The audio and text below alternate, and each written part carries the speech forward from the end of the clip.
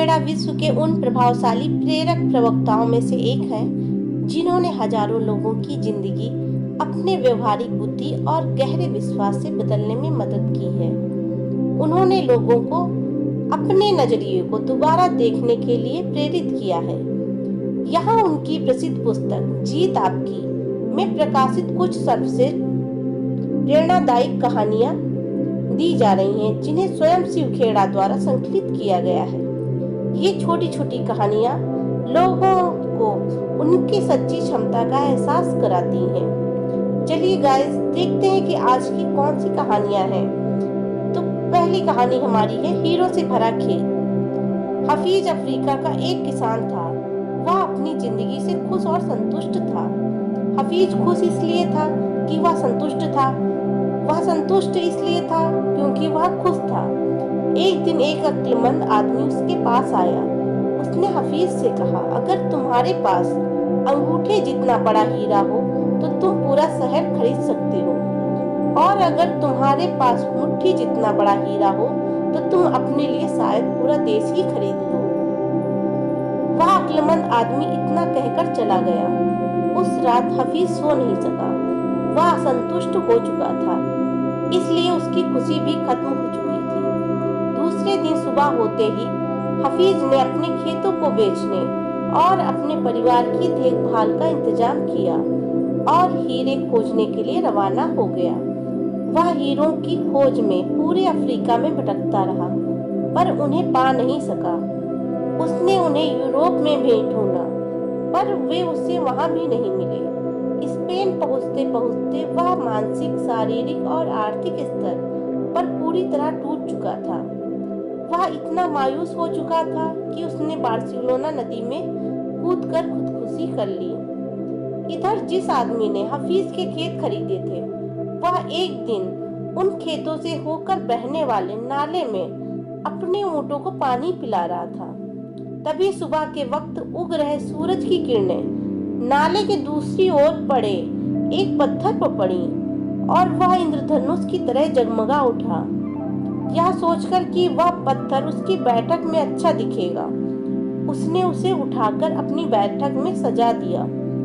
उसी दिन दोपहर में हफीज को हीरो के बारे में बताने वाला आदमी खेतों के इस नए मालिक के पास आया।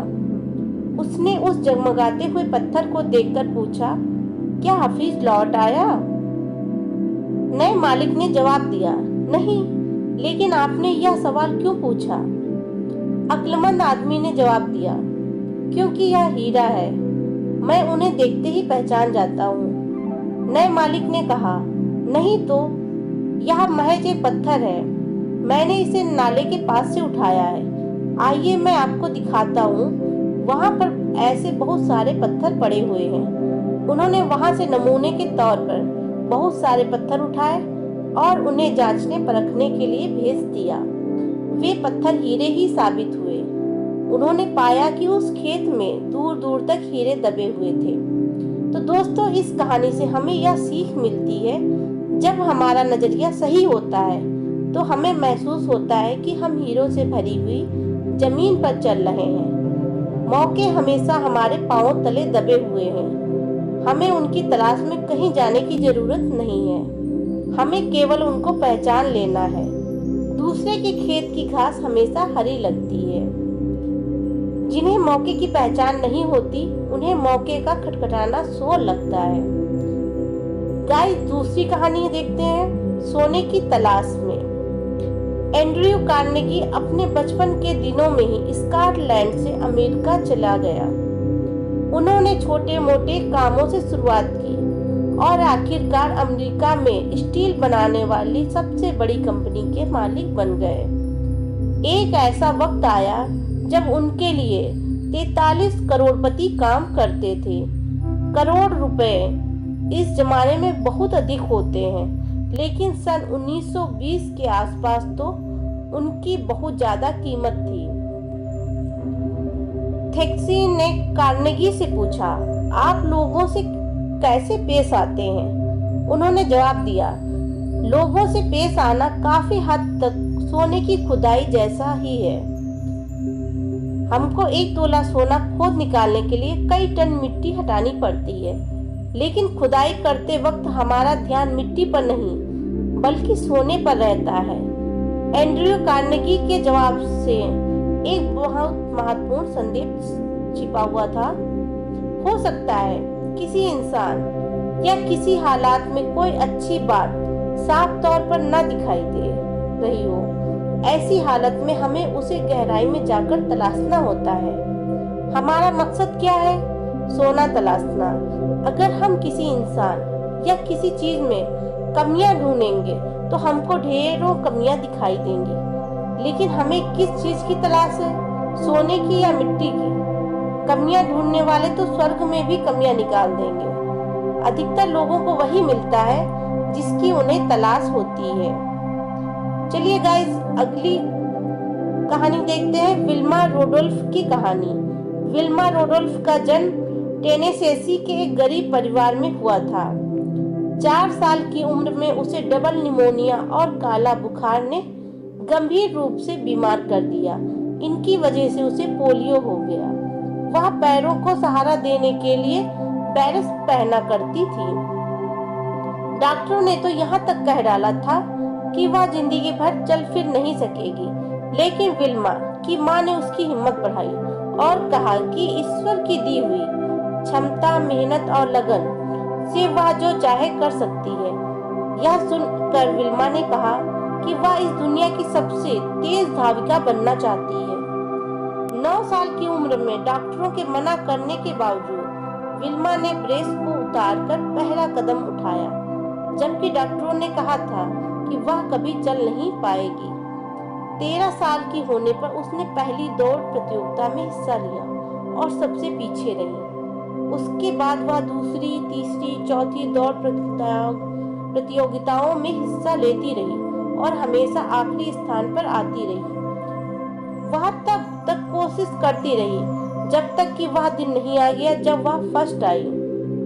15 साल की उम्र में विल्मा टेनेसी स्टेट यूनिवर्सिटी गई, जहां पर वह एड टेम्पल नाम के कोच से मिली। विल्मा ने उन्हें अपनी ख्वाहिश बताई कि मैं दुनिया की सबसे तेज धाविका बनना चाहती हूँ। तब टेम्पल ने कहा, तुम्हारी इसी इच्छा शक्ति की वजह से तुम्हें कोई भी नहीं रोक सकता और साथ में मैं तुम्हारी मदद करूंगा। आखिर वह दिन आया जब विल्मा ने ओलंपिक में हिस्सा लिया। ओलंपिक में दुनिया के सर्वश्रेष्ठ खिलाड़ियों में मुकाबला होता है। विल्मा का मुकाबला जुत्ता हैंस से था, जिसे कोई भी हरा नहीं पाया था। पहली दौड़ 100 मीटर की थी। इसमें विल्मा ने जुत्ता को हराकर अपना पहला गोल्ड मेडल जीता। दूसरी दौड़ 200 मीटर की थी। इसमें विल्मा ने जुत्ता को दूसरी बार हराया और उसे गोल्ड मेडल मिला। तीसरी दौड़ 400 मीटर की रिले रेस थी और विल्मा का मुकाबला एक बार फिर से जुत्ता से ही था। रिले में रेस का आखिरी हिस्सा टीम का सबसे तेज एथलीट ही दौड़ता है, इसलिए विल्मा और जुत्ता दोनों को अपनी अपनी टीमों के लिए दौड़ के आखिरी हिस्से में दौड़ना था। विल्मा की टीम के 3 लोग रिले रेस के शुरुआती 3 हिस्से में दौड़े और आसानी से बैटन बदल ली। जब विल्मा के दौड़ने की बारी आई, उसके हाथ से बैटन ही छूट गई, लेकिन विल्मा ने देख लिया कि दूसरे छोर पर जुत्ता है, ना तेजी से दौड़ चली है। विल्मा ने गिरी हुई बैटन उठाई और मशीन की तरह ऐसी तेजी से दौड़ी कि जुत्ता को तीसरी बार भी हराया और अपना तीसरा गोल्ड मेडल जीता। यह बात इतिहास के पन्नों में दर्ज हो गई कि एक लकवाग्रस्त महिला 1960 ईस्वी के ओलंपिक में दुनिया की सबसे तेज धाविका बन गई। हम विल्मा के जीवन के इस प्रेरक प्रसंग से क्या सीख सकते हैं? इससे हमें शिक्षा मिलती है कि कामयाब लोग कठिनाइयों के बावजूद सफलता हासिल करते हैं, ना कि तब जब कठिनाइयां नहीं होती। तो गाइज, आज की आपको कहानी कैसी लगी प्लीज कमेंट करिएगा और साथ में जिन्होंने अभी चैनल को सब्सक्राइब नहीं किया है तो चैनल को सब्सक्राइब और साथ में बेल आइकन जरूर प्रेस कर दीजिए, जिससे कि नई वीडियो का नोटिफिकेशन आप तक सबसे पहले पहुंच जाएगा। चलिए गाइस, आप लोग स्वस्थ रहिए, दुरुस्त रहिए, तंदुरुस्त रहिए। मिलते हैं नेक्स्ट वीडियो में, तब तक के लिए बाय बाय।